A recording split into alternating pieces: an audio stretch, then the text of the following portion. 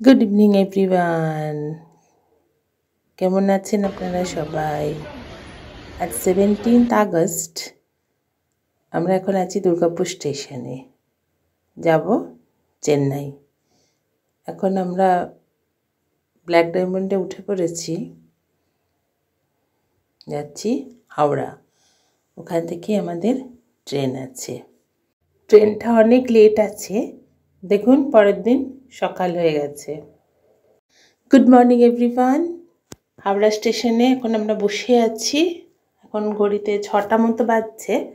আমরা waiting room থেকে বাইরে চলে এসেছি। এখনও ট্রেনের কোনো অ্যানাউন্সমেন্ট হয়নি, দেখা যাক ট্রেন কটায় ছাড়ছে।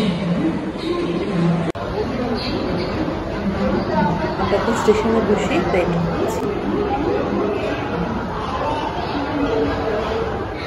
এখন ঘড়িতে 9:30 বাজে, ট্রেন ছেড়ে দিয়েছে। আমরা টিকিটটা একটু দেরিতে কাটায় আমাদের আরএসির একটা সিট পাওয়া গেছে। একটা সিটেই আমরা দুজন বসে পড়েছি। ট্রেন এগিয়ে চলেছে। রাত্রির 11টার ট্রেন ছাড়লো সকাল 9টায়। দেখি রাস্তায় আরও কি দুর্ভোগ অপেক্ষা করছে।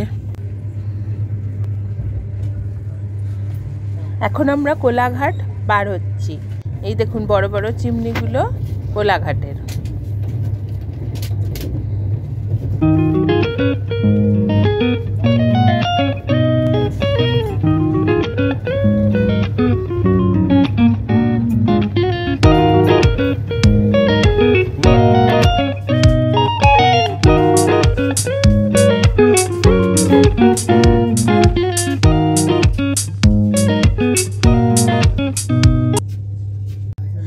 এখন আমরা খড়গপুর এসে পৌঁছে গেছি। এখানে ট্রেনটা খানিকক্ষণ দাঁড়িয়েছে।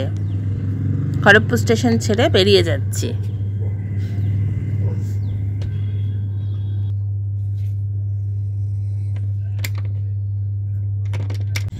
এখন 1:30 বাজে, আমরা বালেশ্বর স্টেশন ক্রস করছি। এই স্টেশনে নেমেই চাঁদিপুর যাওয়া যায়। এখান থেকে নেমেই আমরা চাঁদিপুর গেছিলাম। ট্রেনেতেই আমরা লাঞ্চ অর্ডার করেছিলাম। এই যে আমাদের দুটো লাঞ্চ চলে এসছে। আমরা দুজনাই। আমরা এখন মহানন্দা রিভার ক্রস করছি। নদীটা বিশাল বড়, কিন্তু মাঝে মাঝে চড়াও পড়ে গেছে।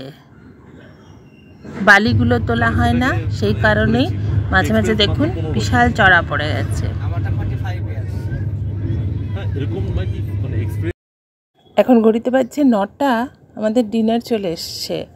এটাও রাত্রিবেলা অর্ডার করে দিয়েছিলাম প্যান্ট্রিকারে, ওখান থেকে খাবারটা নিয়ে নিয়েছি। চলুন ডিনার করে নেওয়া যাক।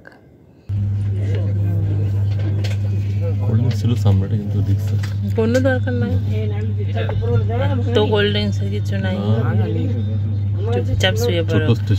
Good morning everyone.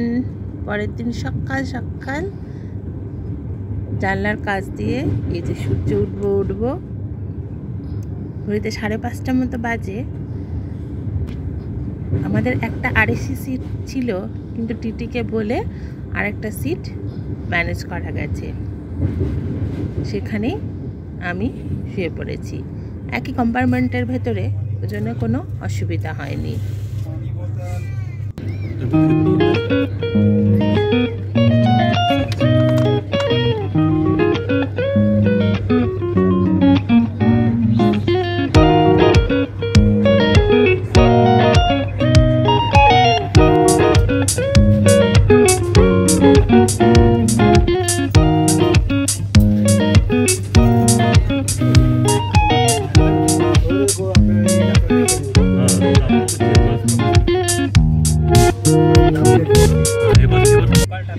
আমরা এখন ঢুকে পড়েছি চেন্নাই সেন্ট্রাল স্টেশন।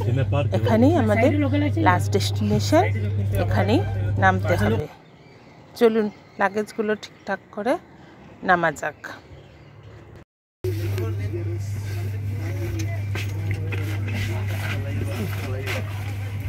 আমরা পৌঁছে গেছি চেন্নাই সেন্ট্রাল স্টেশনে।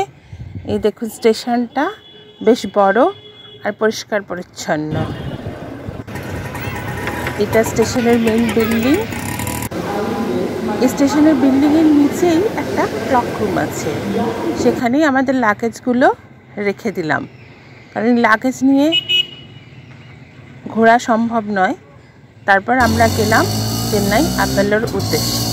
এখানেই স্যারের একটু ট্রিটমেন্টের প্রয়োজন আছে, সেটাই করাবো। আগে চলে গেলাম এখান থেকে ডাইরেক্ট হসপিটাল, একটা অটো ধরে। তারপর একটা হোটেল ঠিক করে নিয়ে বিকেলে এসে লাগেজগুলো নিয়ে আমরা হোটেলে ঢুকবো। যদি ব্লগটা কিছু ভালো লেগে থাকে, do like, comment, share, subscribe.